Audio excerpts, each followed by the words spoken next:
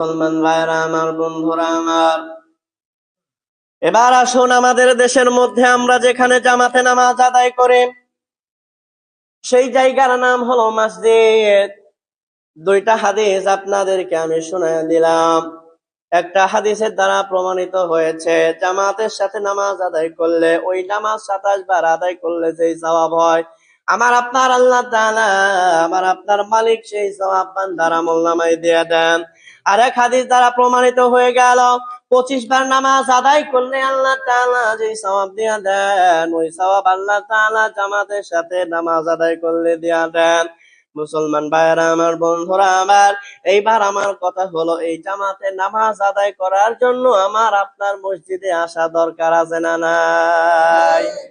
মুসলমান ভাইরা আমার, বন্ধুরা আমার, এবার যে তিনটা হাদিস আমি আপনাদেরকে শোনাবো, এই তিনটা হাদিস শুনলে আপনি বুঝতে পারবেন বাড়ি থেকে যখন আপনি মসজিদের উদ্দেশ্যে রওনা হয়ে যান তখন আপনার কেমন লাভ হয়।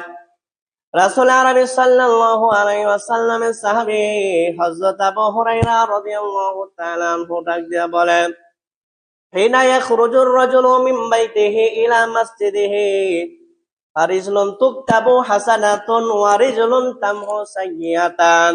আমার আপনার নবী রাসূল আরবি সাল্লাল্লাহু আলাইহি ওয়াসাল্লামের সাহাবী হযরত আবু হুরায়রা রাদিয়াল্লাহু তাআলা আনহু, তিনি আমার আপনার নবী থেকে হাদিস বর্ণনা করেন। তিনি বলতেছেন, আল্লাহর কোন বান্দা যখন বাড়ি থেকে মসজিদে নামাজ আদায় করার উদ্দেশ্য নিয়ে আল্লাহর বান্দারা যখন মসজিদের দিকে রওনা হয়ে যায়, মসজিদে আসার সময় তার যে পদক্ষেপ গুলো, সে যে ডান পা বাম পা একবার ফেলে, একবার ডান পা ফেলে, আরেকবার বাম পা ফেলে, এইভাবে যে সে মসজিদ পর্যন্ত চলে আসে, আমার আপনার নবী বলেন আল্লাহর বান্দারা যখন পায়ে হেঁটে মসজিদের দিকে চলে আসে, আমার নবী বলেন তার এক পা পদক্ষেপ যখন সে একবার মারে, আমার আল্লাহ তাআলা তার আমলনামায় একটা সওয়াব লিখে দেন।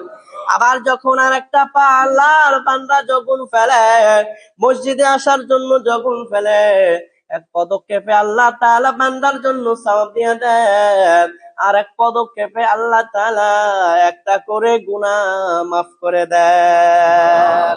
আরো জোরে বলেন সুবহানাল্লাহ। তাহলে যখন আপনি পায়ে হেঁটে আপনি যখন আল্লাহর ঘর মসজিদের দিকে যখন আপনি আসেন, প্রতিটা পদক্ষেপে আপনার গুনাহ মাফ হয় এবং আপনার আমলনামায় সওয়াব হয়। আপনার গুনাহগুলো মাফ করাই দেন কে? আপনার আমলনামায় সওয়াব দেয়া দেন কে? তাহলে মসজিদে আসা লাভ না ক্ষতি? লাভ। এখন বুঝবো নামাজের পরে এই বুঝটা আমাদের আর থাকবে না। রাগ করলেও কথা সত্য, হ্যাঁ, রাগ করলেও কথা সত্য। এই যে বের হয়ে যাব মুনাজাতের পর বা মুনাজাতের আগে, এরপরে এই কথাটা আর মনে থাকবে না যে ইমাম সাহেবের মুখে যে আজকে শুনে আসলাম, এক পা ফেললে মসজিদের দিকে আল্লাহ সওয়াব দেন, আরেক পার মাধ্যমে আল্লাহ গুনাহ মাফ করে দেন, এইখান থেকে বের হইলে আর মনে থাকবে না। কিন্তু এটা মনে রাখেন, মনে না রাখলে এটা শুধু আমার আপনার নিজের জন্যই ক্ষতি হবে, আর একজনের ক্ষতি হবে না।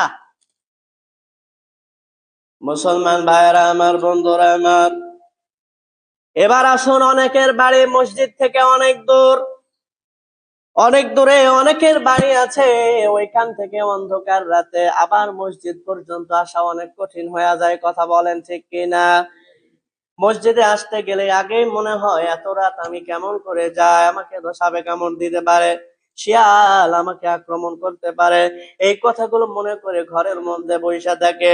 এইটা শুধু মনে হয় নামাজ আদায় করার সময়। নামাজের কথা মনে পড়লে আল্লাহর অনেক বান্দা অজুহাত দিয়ে দিবে, হুজুর এই সময় তো শিয়ালের সময়, কেমন করে মসজিদে যায়, শিয়াল আক্রমণ করতে পারে, হুজুর এখন তো বৃষ্টির সময়, সাপে আক্রমণ করতে পারে, সাপ কামড়াইতে পারে। কিন্তু যখন ওই একই সময় আল্লাহর বান্দার যখন চাকরির ডিউটি পড়ে যায়, আল্লাহর বান্দার তখন আর মনে থাকে না রাস্তায় শিয়াল আছে, ঠিক কিনা? আল্লাহর বান্দার আর মনে থাকে না সাপে কামড়াইতে পারে। কথা বলেন ঠিক কিনা? শুধু আল্লাহর ঘর মসজিদে আসার জন্য যত রকমের অজুহাত, কোন অজুহাত দিতে আমি আপনি বাকি রাখি না। কথা বলেন ঠিক কিনা? রাসূল আরবি সাল্লাল্লাহু আলাইহি ওয়াসাল্লামের সাহাবী হযরত বুরাইদা রাদিয়াল্লাহু তাআলা আনহু আমার নবী থেকে বর্ণনা করেন, আমার নবী বলেছেন বাশিরিল মাশাইনা ফিদ যুলমি ইলাল মাসাজিদ বিন্নুরিত তাম্মি ইয়াউমাল কিয়ামাহ। আমার নবী আপনার নবী রাসূল আরবি সাল্লাল্লাহু আলাইহি ওয়াসাল্লাম বলেন, উম্মতেরা রে, তোমাদের মধ্যে যেই সমস্ত মানুষেরা অন্ধকার রজনীতে খুবই কষ্ট করে মসজিদের দিকে আসে, খুব ধ্বংসের অধিকার থাকা সত্ত্বেও, ধ্বংসের সম্ভাবনা থাকা সত্ত্বেও, হিংস্র প্রাণীর আক্রমণের শিকার হওয়ার সম্ভাবনা সত্ত্বেও, তোমাদের যে সমস্ত ভাইয়েরা মসজিদের দিকে চলে যায় নামাজ আদায়ের জন্য, আমার নবী বলেছেন সাহাবারা রে, তোমরা সুসংবাদ দিয়া দাও, কাল কিয়ামতের ময়দানে আমার আল্লাহ তাআলা তাদের সবার জন্য নূরের ব্যবস্থা করে দিবেন। সুবহানাল্লাহ। তাহলে দেখেন, অন্ধকারে কষ্ট করে আপনি আল্লাহর ঘর মসজিদে আসতেছেন, এই যে কিয়ামতের দিন যে কঠিন যে বিপদ হবে, ওই সময় আমার আপনার মালিক আল্লাহ তাআলা ওই দিন আমার আপনার জন্য পুরাপুরি নূর আলোর ব্যবস্থা করে দিলেন। সুবহানাল্লাহ। তাহলে মসজিদে আসা দরকার আছে না নাই? জামাতের সাথে নামাজ আদায় করা দরকার আছে না নাই? মুসলমান ভাইয়েরা আমার, বন্ধুরা আমার, সবচাইতে গুরুত্বপূর্ণ যে হাদিস এই সম্পর্কে আমার কাছে মনে হয়, আমার আপনার নবী সাহাবী হযরত আবু হুরায়রা রাদিয়াল্লাহু তাআলা আনহু, তিনি ডাক দিয়ে বলতেছেন, আমার আপনার নবী বলেছেন, মান গাদা ইলাল মাসজিদি আও রাহা আ'আদাল্লাহু লাহু নুজুলাহু মিনাল জান্নাহ।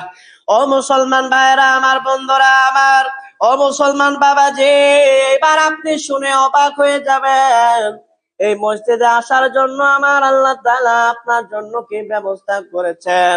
আমার আপনার নবী রাসূল আরবি সাল্লাল্লাহু আলাইহি ওয়াসাল্লাম বলেন, যখন আল্লাহর কোন বান্দা সকাল বেলায় মসজিদে যাবার জন্য যখন বাড়ি থেকে বের হয়ে যায়, অথবা বিকাল বেলা সন্ধ্যা বেলায় যে সময়ে আল্লাহর বান্দারা মসজিদে যাবার জন্য বের হয়ে যায়, মসজিদে যাবার জন্য যখন বের হয়ে যায়, আমার আল্লাহ তাআলা ওই বান্দার জন্য জান্নাতে মেহমানদারির ব্যবস্থা করে দেন। আরো আস্তে কন। তাহলে আপনি যখন মসজিদে আসতেছেন, আপনার জন্য মেহমানদারির ব্যবস্থা কোথায় হচ্ছে? জান্নাতে। তাহলে জান্নাতে যার জন্য মেহমানদারির ব্যবস্থা হবে, সে কি জাহান্নামে যাইতে পারে? হ্যাঁ, পারে না। তাহলে দেখেন, এই যে মসজিদের সাথে সম্পর্ক নাই, নামাজের সাথে আমাদের যে সম্পর্ক নাই, এতে কিন্তু দিন শেষে প্রত্যেক দিকে দিকে ধাপে ধাপে আমি আপনি শুধুমাত্র আমার আপনার নিজেদেরই ক্ষতি করতেছি, ঠিক কিনা? তাহলে আমাদের মসজিদের সাথে সম্পর্ক বাড়ানো দরকার আছে না? নামাজের সাথে সম্পর্ক বাড়ানো দরকার আছে না? নিয়মিত জামাতের সাথে নামাজ আদায় করা দরকার আছে না?